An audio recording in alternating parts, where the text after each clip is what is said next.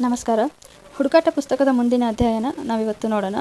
ಹಿಂದಿನ ಅಧ್ಯಾಯದೊಳಗೆ ನಾವೇನು ನೋಡಿದ್ವಿ ಅಂತಂದ್ರೆ, ಅಯಾನ್ ಟೆಪೊ ಏನಿತ್ತಲ್ಲ, ಏಂಜಲ್ ಫಾಲ್ಸ್ ಇದ್ದಂತಹ ಅಯಾನ್ ಟೆಪೊ ಅದರ ಹತ್ತಿರ ಇದ್ದಂತಹ ಜಿಮ್ಮಿ ಏಂಜಲ್ ಮಾಡ್ಕೊಂಡಿದ್ದಂತಹ ಬೇಸ್ ಕ್ಯಾಂಪಿಂದ ಹೆನ್ನೆ ಮತ್ತು ಕಾರ್ಡೋನ ಅನ್ನೋ ಇಬ್ಬರು ವಿಜ್ಞಾನಿಗಳು ಆ ಪರ್ವತವನ್ನು ಹತ್ತಿ, ಆ ಶಿಖರವನ್ನು ಹತ್ತಿ ಏಂಜಲ್ ಫಾಲ್ಸ್ನ ಮುಖ್ಯವಾಹಿನಿ ಹತ್ರ ತಲುಪಬೇಕು ಅಂತ ಹೇಳಿ ಪ್ರಯತ್ನ ಪಟ್ಟಿರ್ತಾರೆ. ಆದ್ರೆ ಅಲ್ಲಿದ್ದಂತಹ ಅಯಾನ್ ಟೆಪೊ ಶಿಖರದಲ್ಲಿದ್ದಂತಹ ಸ್ಪಂಜ್ ಥರದ ಒಂದು ರಂಧ್ರಗಳೇನಿತ್ತು ಅದರಿಂದ ಮತ್ತು ಅದರಿಂದ ಚಾಚಿಕೊಂಡಿದ್ದಂತಹ ಚಾವಣಿಯಂತಹ ಕಲ್ಲುಗಳೇನಿದ್ವು ಅದರಿಂದ ಅವರ ಆರೋಹಣಕ್ಕೆ ತೊಂದರೆಯಾಗಿ ಅವರು ನಿರಾಸೆಯಿಂದ ಹಿಂದಿರುಗಬೇಕಾಗ್ತೈತಿ. ಮುಂದೆ ಏನಾಗ್ತೈತಿ ಅಂತಂದ್ರೆ, ಅವ್ರಿಗೆ ಈ ಅಯಾನ್ ಟೆಪೋನ ಹತ್ತಕ್ಕಾಗಿಲ್ಲ ಅಂತಂದರು. ಅವರ ಸಂಶೋಧನೆಯೊಳಗೆ ಏನು ತಿಳಿದೈತಿ ಅಂದ್ರೆ, ಈ ಕಲ್ಲುಗಳೇನು ಚಾಚ್ಕೊಂಡಿದ್ವಲ್ಲ ಅವ ಏಂಜಲ್ ಫಾಲ್ಸಿನ ನಿರಂತರ ಜಲಧಾರೆಗೆ ಕಾರಣ ಅಂತ ಹೇಳಿ. ಈ ಇಡೀ ಅಯಾನ್ ಟೆಪೊ ಏನಿತ್ತಲ್ಲ ಅದೊಂದು ಅನೇಕ ರಂಧ್ರಗಳಿಂದ ಮಾಡಿದಂತಹ ಸ್ಪಂಜಿನಂಥ ರಚನೆ ಇದ್ದಂತಹ ಶಿಖರವಾಗಿರ್ತೈತಿ. ವಿಜ್ಞಾನಿಗಳ ಸಂಶೋಧನೆಯೊಳಗೆ ಗೊತ್ತಾಗಿದ್ದ ವಿಷಯ ಏನಂತಂದ್ರೆ, ಪೆಸಿಫಿಕ್ ಸಾಗರ ಮತ್ತು ಕೆರೆಬಿಯನ್ ಸಮುದ್ರದಿಂದ ಬೀಸಿ ಬಂದಂತಹ ತಣ್ಣನೆಯ ಗಾಳಿ ಏನಿರ್ತೈತಲ್ಲ, ಈ ಗಾಳಿ ಇಲ್ಲಿ ಅಯಾನ್ ಟೆಪೊ ಶಿಖರದಲ್ಲಿದ್ದಂತಹ ರಂಧ್ರಗಳೊಳಗೆ ಹೊಕ್ಕು ಅಲ್ಲಿ ತಣಿದು ಮಂಜಿನ ಹನಿಗಳಾಗಿ ಮಾರ್ಪಡ್ತಿರ್ತೈತಿ. ಮತ್ತು ಅದೇ ಮಂಜಿನ ಹನಿ ಅಲ್ಲಿ ಮುಂದೆ ಮಳೆ ಹನಿಯಾಗಿ ಮಾರ್ಪಟ್ಟು ನಿರಂತರವಾಗಿ ಹರಿಯುತ್ತಿದ್ದಂತಹ ಏಂಜಲ್ ಫಾಲ್ಸ್ನ ರೂಪುಗೊಳ್ಳೋಕೆ ಕಾರಣ ಆಗಿರ್ತೈತಿ. ಇದೆಲ್ಲ ತಿಳಿದ ಮೇಲೆ ಹೆನೆ ಮತ್ತು ಕಾರ್ಡೋನ ಇಬ್ಬರು ಏನು ಮಾಡ್ತಾರೆ ಅಂತಂದ್ರೆ, ಈ ಅಯಾನ್ ಟೆಪೊ ಶಿಖರ ಏನಿತ್ತಲ್ಲ ಅದನ್ನು ದೂರದಿಂದ ನಿಂತ್ಕೊಂಡು, ಒಂದು ಎತ್ತರದ ಪ್ರದೇಶದಲ್ಲಿ ನಿಂತ್ಕೊಂಡು ದೂರದರ್ಶಕದೊಳಗೆ ಅಂದರೆ ಟೆಲಿಸ್ಕೋಪ್ ಒಳಗೆ ವೀಕ್ಷಣೆ ಮಾಡ್ತಾರೆ.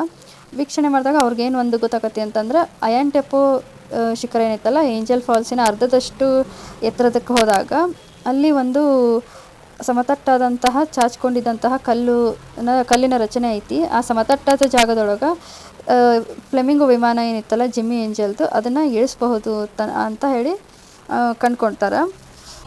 ಮತ್ತು ಅಲ್ಲಿಂದ ನಾವು ಮೇಲೆ ಹತ್ತಿ ಪರ್ವತ ಆರೋಹಣ ಮಾಡಿ ನಾವು ಈ ಏಂಜಲ್ ಫಾಲ್ಸ್ನ ಮುಖ್ಯ ದಾರಿ ಏನಿತ್ತಲ್ಲ ಅಲ್ಲಿವರೆಗೂ ತಲುಪಬಹುದು ಅಂತ ಲೆಕ್ಕಾಚಾರ ಹಾಕಿರ್ತಾರೆ.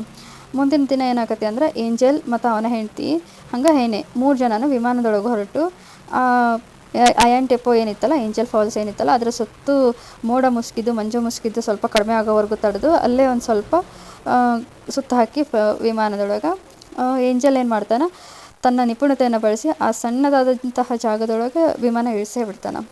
ಆ ವಿಮಾನ ಇಳಿಸಿದ ತಕ್ಷಣ ಒಂದು ಏನಾಗ್ಬಿಡ್ತೈತಿ ಅಂದರೆ, ಇವ್ರು 3 ಜನಕ್ಕೂ ಅರ್ಥ ಆಗ್ಬಿಡ್ತೈತಿ, ಇನ್ನೂ ಈ ವಿಮಾನ ಹಾರಕ್ಕಾಗಲ್ಲ ಅಂತ ಹೇಳಿ. ಯಾಕಂತಂದ್ರೆ ಅಷ್ಟು ಕಿರಿದಾದಂತಹ ಜಾಗ ಇರ್ತೈತಿ. ಅಂಥ ಕಿರಿದಾದ ಜಾಗದೊಳಗೆ ಅವನು ಫ್ಲೆಮಿಂಗೋ ವಿಮಾನವನ್ನು ಇಳಿಸಿದ್ದನ್ನ ಇಟ್ಟುವರೆಗೂ ಜನ ಅಚ್ಚರಿಯಿಂದ ನೋಡ್ತಾರೆ. ಅಂಥದ್ರೊಳಗೆ ಅವ್ರು ಅಲ್ಲಿಂದ ಮೇಲೆ ಹಾರಕ್ಕಂತೂ ಸಾಧ್ಯ ಇರಲ್ಲ. ಹಂಗೆ ಅಲ್ಲಿಂದ ಅವ್ರೇನು ಅಂದ್ಕೊಂಡಿದ್ರಲ್ಲ, ಈ ಸಮತಟ್ಟಾದ ಜಾಗದಿಂದ ನಾವು ಮುಖ್ಯವಾಹಿನಿಗೆ ಪರ್ವತಾರೋಹಣ ಮಾಡಿ ಹತ್ಬೋದು ಅಂತ ಹೇಳಿ, ಅದು ಕೂಡ ಸಾಧ್ಯ ಇಲ್ಲ ಅನ್ನೋದು ಅವರಿಗೆ ಅರ್ಥ ಆಗ್ಬಿಡ್ತೈತಿ. ಆಮೇಲೆ ಏನು ಮಾಡ್ತಾರೆ, ಇನ್ನೊಂದು ಏನಾಗ್ಬಿಡ್ತೈತಿ ಅಂತಂದ್ರೆ, ಆ ವಿಮಾನದ ಚಕ್ರಗಳೇನಿದ್ವಲ್ಲ ಅವು ಈ ನೀರು ಮತ್ತು ಕೆಸರೊಳಗೆ ಹೂತ್ಕೊಂಡು ಅದು ಇನ್ಯಾವತ್ತೂ ಮೇಲೆ ಹಾರಕ್ಕಾಗ್ದಾರಂಥ ಸ್ಥಿತಿಗೆ ಬಂದ್ಬಿಡ್ತೈತಿ. ಅಂದರೆ ಅಲ್ಲೇ ಬಂದಿ ಆಗಿಬಿಡ್ತೈತಿ. ಈ ಪುಸ್ತಕದೊಳಗೆ ತೇಜಸ್ವಿಯವ್ರು ಮೆನ್ಷನ್ ಮಾಡ್ಯಾರ, ಅಂದರೆ ಅವರು ಪುಸ್ತಕ ಬರೆದಿದ್ದಂತಹ ಕಾಲದೊಳಗೆ ಅಂದರೆ ಏಂಜಲ್ನ ವಿಮಾನ ಇನ್ನೂ ಅಲ್ಲೇ ಇರೋದನ್ನು ನಾವು ನೋಡ್ಬೋದು ಅಂತೇಳಿ. ಆದರೆ ಮುಂದೆ 1970 ಮೇಲೆ ಏನಾಗಿರ್ತೈತಿ ಅಂತಂದ್ರೆ, ವೆನಿಜುವೆಲಾ ಸರ್ಕಾರ ಈ ಏಂಜಲ್ನ ವಿಮಾನವನ್ನು ಹೆಲಿಕಾಪ್ಟರ್ಗಳ ಮೂಲಕ ಅದರ ವಾಹನ ಬಿಡಿ ಭಾಗಗಳನ್ನಾಗಿ ಮಾಡಿ, ಏನು ಫ್ಲೆಮಿಂಗೋ ವಿಮಾನ ಇತ್ತಲ್ಲ ಅದರ ಬಿಡಿ ಭಾಗಗಳನ್ನಾಗಿ ಮಾಡಿ ಅದನ್ನು ಒಂದು ಮ್ಯೂಸಿಯಂ, ವೆನಿಜುವೆಲಾದ ಒಂದು ಮ್ಯೂಸಿಯಂಗೆ ಸಾಗಿಸಿ ಅಲ್ಲಿ ವಾಪಸ್ ಅದನ್ನು ಜೋಡಿಸಿ ವಿಮಾನವನ್ನು ಮತ್ತೆ ತಯಾರು ಮಾಡಿರ್ತಾರೆ. ಆ ವಿಮಾನದ ಹೆಸರು ಎಲ್ ರಿಯೋ ಕ್ಯಾರಿನಿ ಅಂತ ಹೇಳಿ. ಅದನ್ನು ಇವತ್ತಿಗೂ ನಾವು ಕ್ಯೂಡಾಡ್ ಬೊಲಿವಾರ್ನ ಏರ್ಪೋರ್ಟ್ ಟರ್ಮಿನಲ್ ಮುಂದೆ ನಾವು ನೋಡ್ಬೋದು. ವಾಪಸ್ ಕತೆಗೆ ಬರೋಣ. ಕಾರ್ಡೋನ ಬೇಸ್ ಕ್ಯಾಂಪ್ ಒಳಗೆ ಉಳ್ಕೊಂಡಿರ್ತಾನೆ ಆ್ಯಕ್ಚುಲಿ. ಯಾಕಂದರೆ ಇವ್ರು 3 ಜನ ಅಲ್ಲಿ ಇಳಿಯಂತಹ ಕೆಲಸ ಮಾಡೋದು. ಅಲ್ಲೇನಾದ್ರು ಅವ್ರಿಗೆ ಅಪಾಯ ಉಂಟಾದ್ರೆ ರೇಡಿಯೋ ಮೂಲಕ ಅದನ್ನು ಇವನಿಗೆ ತಿಳಿಸಿದ್ರೆ ಕಾರ್ಡೋನ ಬೇರೆಯವರಿಂದ ಸಹಾಯ ಪಡ್ಕೋಬಹುದು ಅನ್ನೋ ಉದ್ದೇಶದಿಂದ ಕಾರ್ಡೋನ ಬೇಸ್ ಕ್ಯಾಂಪ್ ಒಳಗೆ ಉಳ್ಕೊಂಡಿರ್ತಾನೆ. ಹಾಗಾಗಿ ಕಾರ್ಡೋನಾಗ ಇವರು ರೇಡಿಯೋ ಮೂಲಕ ಈ ಥರ ನಾವು ಯಶಸ್ವಿಯಾಗಿ ವಿಮಾನವನ್ನು ಇಳಿಸೇವಿ, ಆದರೆ ವಿಮಾನ ಹಾರಕ್ಕೆ ಆಗದಿರೋಂಥ ಸ್ಥಿತಿಯೊಳಗೈತಿ. ಜೊತೆಗೆ ನಾವು ಸಹ ಅದನ್ನು ಮೇಲೆ ಏರೋಕ್ಕೆ ಸಾಧ್ಯ ಇಲ್ಲ, ಏನು ಅಯಾನ್ ಟೆಪೊ ಶಿಖರ ಇರುತ್ತಲ್ಲ ಅದರ ಮೇಲೆ ಏರೋಕ್ಕೆ ಸಾಧ್ಯ ಇಲ್ಲ. ಹಾಗಾಗಿ ನಮಗೆ ಸಹಾಯ ಬೇಕು, ರಕ್ಷಣೆ ಬೇಕು ಅಂತ ಹೇಳಿ ಕೇಳ್ತಾರೆ. ಕಾರ್ಡೋನ ಏನು ಮಾಡ್ತಾನೆ, ವೆನಿಜುವೆಲಾ ಸರ್ಕಾರ ಮತ್ತು ಇಡೀ ದೇಶಕ್ಕೆ ಈ ಸುದ್ದಿನ ಬಿತ್ತರಿಸ್ತಾನೆ. ಈ ಥರ ಇವ್ರು ಅಪಾಯದೊಳಗೆ ಸಿಲ್ಕೊಂಡಿರೋಂತಹ ಸುದ್ದಿನ. ಅದ್ರ ಜೊತೆಗೆ ವೆನಿಜುವೆಲಾ ಸರ್ಕಾರ ಏನು ಮಾಡ್ತೈತಿ, ತಡ ಮಾಡ್ದಂಗೆ ಅವರ ರಕ್ಷಣೆಗಾಗಿ ಹೆಲಿಕಾಪ್ಟರ್ಗಳನ್ನು ಮತ್ತು ರಕ್ಷಣಾ ತಂಡದವ್ರನ್ನ ಕಳಿಸ್ತಾರೆ. ಜೊತೆಗೆ ಬೇರೆ ಇತರ ಉದ್ಯಮಿಗಳು ಸಹ ಅಲ್ಲಿ ಅವರ ರಕ್ಷಣೆಗೆ ಧಾವಿಸ್ತಾರೆ. ಆದ್ರೆ ಆ ಹೆಲಿಕಾಪ್ಟರ್ಗಳಿಗೆ ರಕ್ಷಣಾ ತಂಡದವರಿಗೆ ಸಮಸ್ಯೆ ಏನಾಗ್ಬಿಡ್ತೈತಿ ಅಂತಂದ್ರೆ, ಅಯಾನ್ ಟೆಪೋ ಶಿಖರದ ಸುತ್ತ ಇದ್ದಂತಹ ಮೋಡ ಮತ್ತು ಮಂಜು ಮುಸುಕಿದಂತಹ ವಾತಾವರಣ ಅವ್ರಿಗೆ ಎಷ್ಟು ಸುತ್ತುವರೆದ್ರೂ, ಎಷ್ಟು ಸುತ್ತಾಡಿದ್ರು ಅಲ್ಲಿ ಅವ್ರು ಎಲ್ಲಿ ಇಳಿದ್ರು, ವಿಮಾನನ ಎಲ್ಲಿ ಇಳಿಸಿದ್ರು ಅನ್ನೋ ಜಾಗ ಸಹ ಗುರುತಿಸೋಕ್ಕೆ ಸಾಧ್ಯ ಆಗೋದಿಲ್ಲ. ಹಾಗಾಗಿ ಅವರು ಕೈ ಚೆಲ್ಲಿ ಹಿಂದೆ ಹೋಗ್ಬೇಕಾಗ್ತೈತಿ. ಇದೇ ಚಿಂತೆ ಒಳಗೆ ಕಾರ್ಡೋನಾ ಮತ್ತು ರಕ್ಷಣಾ ತಂಡದವರಿದ್ದಾಗ 3 ವಾರಗಳು, ಈ ಘಟನೆ ನಡೆದು 3 ವಾರಗಳಾದಮೇಲೆ ಈ 3 ಜನನು ಒಂದು ದಟ್ಟ ಕಾಡುಗಳಿಂದ ಹೊರಗೆ ಬರೋದು ಅವ್ರ ಕಣ್ಣಿಗೆ ಬೀಳ್ತೈತಿ. ಅವರು ಬರೀ ಕಾಲ್ನಡಿಗೆ ಒಳಗೆ ಹೆಂಗೆಂಗೋ ದಿಕ್ಕನ್ನು ಕಂಡು ಹಿಡ್ಕೊಂಡು ಜಾಗನ ಊಹೆ ಮಾಡಿ ಅಲ್ಲಿ ತಾವು ಇದ್ದಂತಹ ಬೇಸ್ ಕ್ಯಾಂಪ್ ಹತ್ರ ಬರೋ ಪ್ರಯತ್ನವನ್ನು ಮಾಡಿರ್ತಾರೆ. ಆಬ್ವಿಯಸ್ಲಿ 3 ವಾರಗಳ ತನಕ ಅವರು ನಡೆದು ಸುಸ್ತಾಗಿ ನಿಶಕ್ತಿಯಾಗಿ ಹೋಗಿರ್ತಾರೆ. ಮುಂದೆ ಅವರಿಗೆ ಅಲ್ಲಿ ಚಿಕಿತ್ಸೆ ಕೊಡೋ ಏರ್ಪಾಟಾಗಿರ್ತೈತಿ. ಈ ಎಲ್ಲ ಸಾಹಸದಿಂದ ಜಿಮ್ಮಿ ಏಂಜಲ್ಗೆ ಸಿಕ್ಕಂತಹ ಅತಿ ದೊಡ್ಡ ಪ್ರತಿಫಲ ಏನಂತಂದರೆ, ಇಡೀ ಜಗತ್ತಿನ ಅತಿ ದೊಡ್ಡ ಜಲಪಾತಕ್ಕೆ ಅವನ ಹೆಸರಿಟ್ಟಿದ್ದು, ಅಂದರೆ ಏಂಜಲ್ ಫಾಲ್ಸ್ ಅಂತ ಇಟ್ಟಿದ್ದು. ಅದೇ ಅವನಿಗೆ ದೊಡ್ಡ ಸಿಕ್ಕ ಗೌರವ ಅಂತ ಹೇಳ್ಬೋದು. ಜೊತೆಗೆ ಅವನ ಸಂಶೋಧನೆಯಿಂದ ಅಲ್ಲಿದ್ದಂತಹ ಚಿನ್ನ, ಮ್ಯಾಂಗ್ನೀಸ್ ಮತ್ತು ಇತರ ರತ್ನಗಳು, ಏನು ಬೆಲೆ ಬಾಳುವಂತಹ ವಸ್ತುಗಳೇನಿದ್ವಲ್ಲ ಅವನ್ನ ಸರ್ಕಾರ ವಶಪಡಿಸ್ಕೊಳ್ತೈತಿ. 1956 ಪನಾಮಾ ಒಳಗೆ ನಡೆದಂತಹ ಒಂದು ವಿಮಾನ ಅಪಘಾತದೊಳಗೆ ಜಿಮ್ಮಿ ಏಂಜಲ್ ಮೃತಪಡ್ತಾನೆ. ಅವನ ಕೊನೆ ಆಸೆ ಇದ್ದಿದ್ದು ಏನಂದ್ರೆ, ತನ್ನ ಚಿತಾಭಸ್ಮನ ಇದೇ ಏಂಜಲ್ ಫಾಲ್ಸ್ ಒಳಗೆ ಹಾಕಬೇಕು ಅಂತ ಹೇಳಿ ಅದೇ ಥರ ನೆರವೇರಿಸ್ತೈತಿ. ಮುಂದೆ ವೆನಿಜುವೆಲಾ ಸರ್ಕಾರ ಅವನ ಸತ್ತ 4 ವರ್ಷಗಳ ತರುವಾಯ ಏನು ಮಾಡ್ತೈತಿ ಅಂದ್ರೆ, ಈ ವಿಮಾನ ಏನಿತ್ತಲ್ಲ, ಫ್ಲೆಮಿಂಗೋ ವಿಮಾನ, ಎಲ್ ರಿಯೋ ಕ್ಯಾರೋನಿ ಅನ್ನೋದು ಜಿಮ್ಮಿ ಏಂಜಲ್ನ ವಿಮಾನವನ್ನು ರಾಷ್ಟ್ರೀಯ ಸ್ಮಾರಕ ಅಂತ ಘೋಷಣೆ ಮಾಡ್ತೈತಿ. ಈಗ ಈ ಪುಸ್ತಕದಲ್ಲಿ ಇರೋಂತಹ ಮುಂದಿನ ಅಧ್ಯಾಯ ಏನು ಅಂತಂದ್ರೆ, ಟೆಪೋ ಎಂದ್ರೇನು ಅಂತ. ಇಲ್ಲಿವರೆಗೂ ನಾವು ನೋಡಿದ್ವಿ ಟೆಪೋ ಅಯಾನ್ ಟೆಪೋ ಅಂತ ನಾವು ಇಲ್ಲಿವರೆಗೂ ನೋಡಿದ್ವಿ. ಹಾಗಾದರೆ ಟೆಪೋಗಳಂದ್ರೆ ಏನು ಅಂತಂದರೆ, ಇವು ಯಾವುದೇ ಪರ್ವತಗಳಲ್ಲ. ಇವೊಂಥರ ಭೂಮಿಯಿಂದ ಎದ್ದು ನಿಂತಹ ಕಂಬಗಳಂಥ ರಚನೆ ಅಂತ ಹೇಳ್ಬೋದು, ಶಿಖರಗಳಂತಲೇ ಹೇಳ್ಬೋದು. ನಮ್ಮ ಉತ್ತರ ಕನ್ನಡ ಜಿಲ್ಲೆಯಲ್ಲಿ ಇರುವಂತಹ ಇರುವಂತಹ ಶಿಖರಗಳು ಸಹ ಈ ಟೆಪೋಗಳನ್ನು ಹೋಲ್ತವು. ಆದ್ರೆ ಈ ದಕ್ಷಿಣ ಅಮೇರಿಕಾದೊಳಗಿರೋಂತಹ ಟೆಪೋಗಳನ್ನು ಹೋಲಂಥವು ನಮ್ಮ ದೇಶದೊಳಗಿಲ್ಲ. ಅವು ಸಾವಿರಾರು ಅಡಿ ಎತ್ತರ ಮತ್ತು 100 ಚದರ ಮೈಲಿ ವಿಸ್ತಾರವನ್ನು ಹೊಂದಿರ್ತಾವೆ. ಸಂಶೋಧನೆಗಳಿಂದ ನಮಗೆ ಗೊತ್ತಾಗಿರೋದು ಏನು ಅಂತಂದರೆ, ಈ ಗೊಂಡವಾನ ಖಂಡ ಏನಿತ್ತಲ್ಲ, ಮೊದಲಿಗೆ ಎಲ್ಲ ಖಂಡಗಳು, ನಮ್ಮ ಜಗತ್ತಿನ ಎಲ್ಲ ಖಂಡಗಳು ಒಂದಾಗಿದ್ದಂತಹ ಗೊಂಡವಾನ ಖಂಡ ಇದ್ದ ಕಾಲದಿಂದಲೂ ಈ ಟೆಪೋಗಳು ಅದಾವ ಅನ್ನೋದು ಗೊತ್ತಾಗಿರ್ತೈತಿ. ನಮ್ಮ ಸಂಶೋಧನೆಯಿಂದ ಗೊತ್ತಾಗ್ತೈತಿ. ಅಮೆಜಾನ್ ಕಾಡುಗಳ ನಡುವೆ ಇಂಥ ಬೇಕಾದಷ್ಟು ಟೆಪೋಗಳದಾವು. ಆದರೆ ಯಾವಾಗಲೂ ಮೋಡ ಮುಸುಕಿದ್ದಂತಹ ಈ ಟೆಪೋಗಳನ್ನ ಎಷ್ಟೋ ವರ್ಷಗಳ ತನಕ ಯಾರೂ ಸಂಶೋಧನೆ ಮಾಡೋಕ್ಕೆ ಹೋಗಿರೋದಿಲ್ಲ.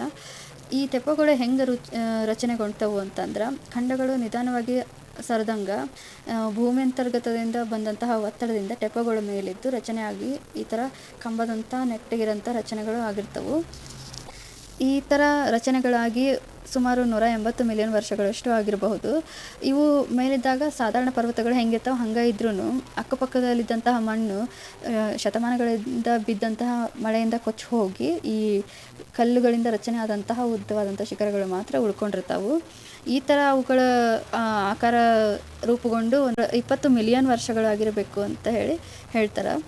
ಇನ್ನು ಮಳೆ ಈ ಥರ ಅಲ್ಲಿ ಅಮೆಜಾನ್ ಮಳೆ ಕೊಚ್ತಾನೆ ಇರೋದ್ರಿಂದ ಯಾವಾಗಲೂ ಅವುಗಳ ಆಕಾರನೂ ಬದಲಾಗಬಹುದು ಅಂತ ಹೇಳಿ ತೇಜಸ್ವಿ ಅವರೆಲ್ಲ ಹೇಳ್ತಾರೆ. ವೆನಿಜುವೆಲಾ ದೇಶದೊಳಗೆ ಒಂದು ಪ್ರಾಂತದಷ್ಟೇ ವಿಸ್ತಾರ ಜಾಗದೊಳಗೆ 100 ಟೆಪೋಗಳು ನಮಗೆ ಕಾಣಸಿಗ್ತಾವೆ. ಹಲವಾರು ಟೆಪೋಗಳು ಒಂದೊಂದು ತಾಲೂಕಿನಷ್ಟು ವಿಸ್ತಾರವಾಗಿಯೂ ಇರ್ತವೆ. ಈ ಟೆಪೋಗಳೊಳಗೆ ರೊರೈಮಾ ಅನ್ನೋ ಟೆಪೋ ಒಂದು ಅತಿ ವಿಸ್ತಾರವಾದಂತಹ ಟೆಪೋ ಅಂತ ಹೇಳ್ಬೋದು. ಕಂಬಗಳಂಗೆ ಚೂಪಾಗಿರೋವು, ಮೆಟ್ಲು ಹಂತದೊಳಗಿರೋಂಥವು, ಈ ಥರ ಬೇಕಾದಷ್ಟು ಆಕಾರದೊಳಗೆ ಅವು ರೂಪುಗೊಂಡಿರ್ತಾವೆ. ಇವುಗಳ ಇನ್ನೊಂದು ಅಚ್ಚರಿಯ ಅಂಶ ಏನು ಅಂತ ನಾವು ಇಲ್ಲಿ ನೋಡ್ಬೋದು ಅಂತಂದ್ರೆ, ಈ ಟೆಪೋಗಳೊಳಗಿರೋಂತಹ ಇದರ ನೆತ್ತಿಯೊಳಗೆ ಕಾಡುಗಳೇನಿರ್ತಾವಲ್ಲ, ಆ ಥರ ಕಾಡುಗಳಾಗಲಿ ಪ್ರಾಣಿಗಳಾಗಲಿ ಅಷ್ಟೊಂದು 20 ಮಿಲಿಯನ್ ವರ್ಷಗಳಿಂದ ಈ ಹೊರ ಜಗತ್ತಿನ ಸಂಪರ್ಕನೇ ಇಲ್ಲದಾಗಿ ಅವುಗಳ ರಚನೆ ಮತ್ತು ರೂಪನ ವಿಭಿನ್ನವಾಗಿ ವಿಕಾಸನ ವಿಭಿನ್ನವಾಗಿ ಆಗಿರ್ತದೆ. 1838 ಬ್ರಿಟನ್ನಿನ ರಾಯಲ್ ಜಿಯೋಗ್ರಫಿಕಲ್ ಸೊಸೈಟಿ ರಾಬರ್ಟ್ ಶುಂಬರ್ಗ್ ಅನ್ನೋ ಒಬ್ಬ ಜರ್ಮನ್ ವಿಜ್ಞಾನಿನ ಈ ಟೆಪೋಗಳನ್ನ ಸಂಶೋಧನೆ ಮಾಡೋಕ್ಕೆ ಕಳಿಸ್ತದೆ. ಬಹುಶಃ ಇಲ್ಲಿಗೆ ಕಾಲಿಟ್ಟಂತಹ ಮೊಟ್ಟ ಮೊದಲ ಯುರೋಪಿಯನ್ ಅವನೇ ಇರಬಹುದು ಅಂತ ಇಲ್ಲಿ ತೇಜಸ್ವಿ ಅವರು ಅಭಿಪ್ರಾಯ ಪಡ್ತಾರೆ. ಶುಂಬರ್ಗ್ ಏನು ಮಾಡ್ತಾನೆ, ರೊರೈಮಾ ಟೆಪೋವನ್ನು ಹತ್ತಕ್ಕೆ ಪ್ರಯತ್ನ ಪಟ್ಟರು ಅವನಿಗೆ ಸಂಪೂರ್ಣ ಹತ್ತಕ್ಕಾಗೋದಿಲ್ಲ. ಆದರೆ ಅವನು ತನ್ನಗೆ ಎಷ್ಟು ಸಾಧ್ಯ ಆಗಿತ್ತೋ ಅಷ್ಟರೊಳಗೆ ಅವನ ಸಂಶೋಧನೆಯಿಂದ ಅಲ್ಲಿ ಸಿಕ್ಕಂತಹ ಗಿಡ ಮರ ಪಶು ಪಕ್ಷಿಗಳ ಮೇಲೆ ಸಾಕಷ್ಟು ಸಂಶೋಧನೆ ಮಾಡಿ ಮಾಹಿತಿಗಳನ್ನು ಬೇಕಾದಷ್ಟು ಸಂಗ್ರಹಣೆ ಮಾಡಿರ್ತಾನೆ. ಅವನ ಮಾಹಿತಿಗಳ ಪ್ರಕಾರ ಹೇಳ್ಬೇಕಂದ್ರೆ ಅವತ್ತಿನ ಕಾಲಕ್ಕೆ ಬಹಳ ಕೋಲಾಹಲ ಎಬ್ಸಿದಂಥ ವದಂತಿ ಯಾವುದಂದ್ರೆ ಆ ಟೆಪೋಗಳು ಏನದಾವಲ್ಲ ಆ ಕಾಡುಗಳೊಳಗೆ ಡೈನೋಸಾರಸ್ಗಳು ಇರಬಹುದು ಅಂತಹ ಒಂದು ವದಂತಿ ಹಬ್ಬಿಬಿಟ್ಟಿರ್ತೈತಿ ಅವಾಗ. ಅಂದ್ರೆ ಶುಂಬರ್ಗ್ ಯಾವತ್ತೂ ಡೈನೋಸಾರಸ್ಗಳನ್ನ ನೋಡಿರೋದಿಲ್ಲ. ಆದರೆ ಅಲ್ಲಿದ್ದಂತಹ ಇಂಡಿಯನ್ ಕಾಡು ಜನರು ಮತ್ತು ಅಲ್ಲಿ ಆಕ್ರಮಣಕಾರಿಗಳಾಗಿ ಹೋಗಿದ್ದಂತಹ ಸ್ಪ್ಯಾನಿಷ್ ಮೂಲ ಜನರು ಏನಿರ್ತಾರಲ್ಲ ಆ ವದಂತಿನ ದೃಢವಾಗಿ ನಂಬಿರ್ತಾರೆ. ಬೇಕಾದಷ್ಟು ಜನ ನಾವು ಕಣ್ಣಾರೆ ನೋಡೇವಿ ಅಂತ ಸಹ ಹೇಳಿರ್ತಾರೆ. ಶುಂಬರ್ಗ್ನ ಈ ಹೇಳಿಕೆಗಳು ಎಷ್ಟು ಪ್ರಭಾವ ಬೀರಿದ್ವು ಅಂತಂದ್ರೆ ಶರ್ಲಾಕ್ ಹೋಮ್ಸ್ನ ಬರೆದಂತಹ ಕರ್ತೃ ಏನಿದ್ನಲ್ಲ ಆರ್ಥರ್ ಕನನ್ ಡಾಯ್ಲ್ ಅಂತ ಹೇಳಿ ಅವನು ಲಾಸ್ಟ್ ಕಾಂಟಿನೆಂಟ್ ಅಂತ ಹೇಳಿ ಒಂದು ರೋಮಾಂಚಕ ಕಾದಂಬರಿಯನ್ನು ಅದ್ರ ಮೇಲೆ ಬರೀತಾನೆ. ಜೊತೆಗೆ ನಾವೆಲ್ಲ ಸಣ್ಣವರಿದ್ದಾಗ ನೋಡಿದಂತಹ ಜುರಾಸಿಕ್ ಪಾರ್ಕ್ ಸಿನಿಮಾಕ್ಕೂ ಸಹ ಇದೇ ಸ್ಫೂರ್ತಿ ಆಗಿತ್ತು ಅಂತ ಹೇಳಿ ಹೇಳ್ತಾರೆ. ಡೈನೋಸಾರಸ್ಗಳ ಬಗ್ಗೆ ಮುಂದಿನ ಅಧ್ಯಾಯದೊಳಗೆ ನಾವು ತಿಳ್ಕೊಳ್ಳೋಣ. ಇಲ್ಲಿ ಸಂಶೋಧನೆ ಒಳಗೆ ಏನಾಯ್ತು ಅಂತ ಹೇಳಿ. ನಮಸ್ಕಾರ.